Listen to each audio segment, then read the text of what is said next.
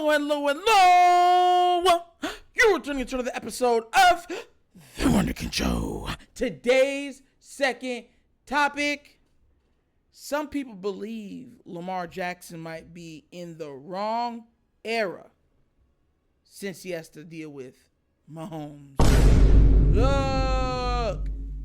So, everybody knows Get Up, and they know that the main person for Get Up is Mike Greenberg. Okay? Now, he also does a talk, like a radio show called Greeny, because that's what everyone calls him, Greeny. And he's been off for a while, and he had two other guys come on the show to talk. Right? I forgot their names. But one of them made the point that Lamar would undoubtedly be the best person. It's just he's in the era right now of Patrick Mahomes. And not only in the era of Patrick Mahomes, it's like the perfect, you know, when stars align in certain places, the stars have aligned in Kansas City.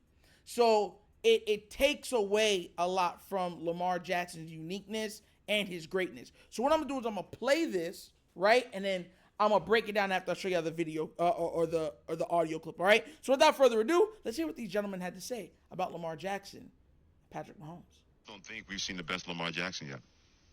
I'll be completely honest with that because I agree with that. But as a guy, but that don't mean he's not in his prime, though, Freddie. We just haven't seen Lamar Jackson at the heights of his prime. Okay, that's fair. You know what I mean? Flip that around that way. I'll be honest with you. I don't think we've even seen 75% of Lamar Jackson in his that. prime. But I can't agree wait with to that. see exactly how that's going to look because unlike what Cam Newton had to deal with, Lamar Jackson is in the world of Patrick Mahomes. When you got that king of the hill that you have to deal with. We know we're sort of a different kind of golden age of quarterbacks where you got so many dudes that either are elite quarterbacks or on the come up, where you got C.J. Stroud with Houston. No matter what happened in the last year, I still think Trevor Lawrence will be an elite quarterback in the National Football League with the Jacksonville Jaguars. You got Justin Herbert now having Jim Harbaugh as his head coach with the Los Angeles Chargers. You even got Brock Purdy, San Francisco, who's been able to make that work despite the fact that people don't think he's that good. But that guy still last year led the National Football League in yards per attempt and also passer rating when it comes to Brock Purdy. He's not a scrub playing for the San Francisco 49ers. But in the land of Mahomes, you can be born at the wrong time in the land of Mahomes. And if you're Lamar Jackson, you know that each and every year, as much as you are getting close to your prime, so is that dude in Kansas City wearing number 15 in white and cream, and red. So sometimes you can be born at the wrong time. And if you're Lamar Jackson, other quarterbacks in the land of Mahomes, this may not be your time, no matter how great Lamar Jackson has been winning a two-time MVP selection in the NFL. So look, let me say this. And there's parts of this where I understand where he's coming from because, like I said, it's very hard to go up against a dynasty. And the Chiefs have proven to be this new iteration of dynasty in the NFL. The last one were the Patriots, right? Before that, I believe it was, the Broncos or the 49ers. Heck, you had the Steelers for a time being. Like, each generation has iterations of just dynasties, right? But in every dynasty, here's what I like to tell everybody. There's usually a player that can shine through the color-coded mess that is a dynasty. Somehow he breaks through that fence at least once. In the NBA, we've seen it done by Isaiah Thomas because Isaiah Thomas ruined the parade for the NBA. They had Bird, they had Magic, you had Dr. J between the Bird and Magic years, win one. Remember? Okay. Remember with Moses Malone screaming fo fo fo? Yes. So Dr. J did it. Isaiah Thomas did it. Right? We've seen Peyton Manning do it during the time break. We've seen Eli Manning do it. So it's one of those things where even if you're going up against a dynasty, something where the team itself will be remembered as just being dominating, extreme, oh my God, breathtaking, just winning incarnate, you usually have another storyline of a man that somehow, or a team with a man on it, that somehow figured out how to win 1 or 2 or 3, even alongside that monster dynasty that they are tasked with going up against. And I think that's where Lamar Jackson comes in. Make no mistake about it. This is not like Patrick Mahomes. I tell people this all the time.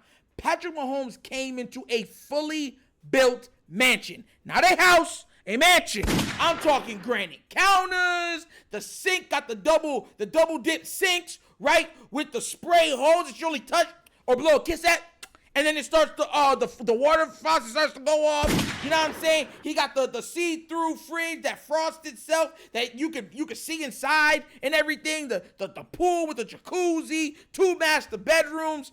You know what I'm saying? 10,000 or 11,000 square feet, 4-car garage with a man cave. He already walked into that. I don't care what none of y'all say. In fact, he walked into Andy Reid, Travis Kelce, Tyreek Hill, all in their primes. All who have already produced with Alex Smith, the check down king. And they were considered the top offense in the entire league. Oh, and a prime Kareem Hunt. Got about that. Lamar Jackson took over for a losing Baltimore Ravens squad. There was nothing given to Lamar. He was inserted to try to inject some life into not only the team, but the franchise. He was considered a Hail Mary by John Harbaugh because he's pretty much said, I'm going to, my job's on the line. If we're going to lose with this kid then. You know what I mean? And he didn't just do well. He knocked the ball out of the park. And people called him Tim Tebow 2.0. But the NFL figured him out, right?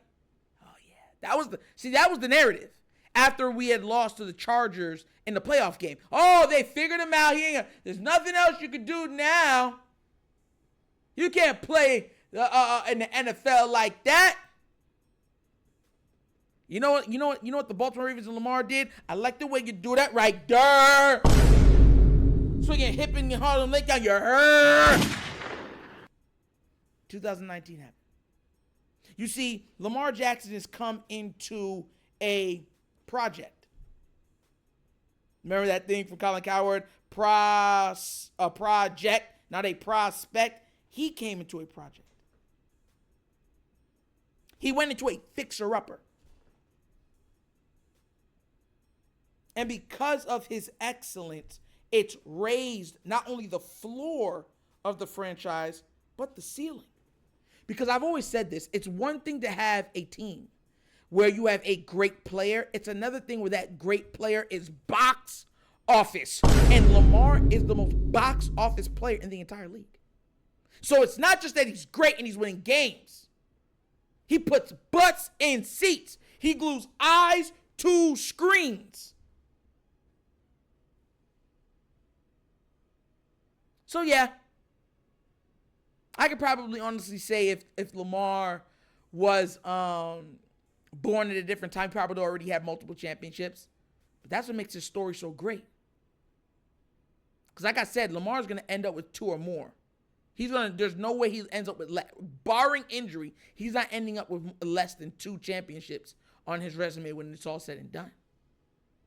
So the question is, how much is he going to catch up to Patrick Mahomes when all's said and done?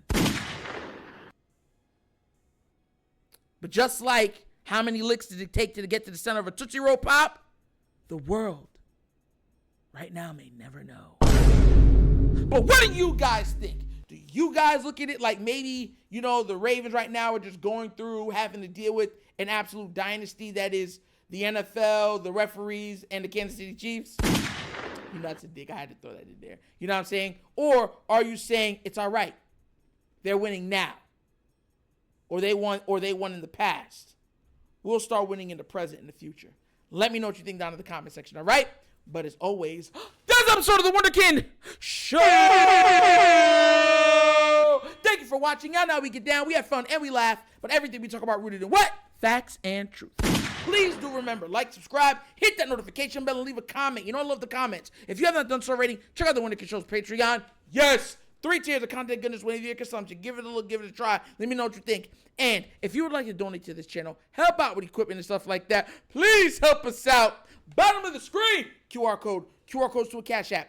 Cash App is located in the description of every video that we do. Name of it is The Wunderkind Show. Super easy. And you might be wondering what that money goes to. New cameras and a Starlink system. That's literally what it is. We're saving up for both. And, you know, hopefully we can get both of them before or maybe even during August. Because, man, this hurricane season is looking very dangerous, very precarious, to say the least. You know what I'm saying? But that's the episode of The Wunderkind Show. This is your host, Nitro, signing off. And as always, you guys know my slogan. Peace. And I am out of here. Huh? Yeah! Finish him, Daddy.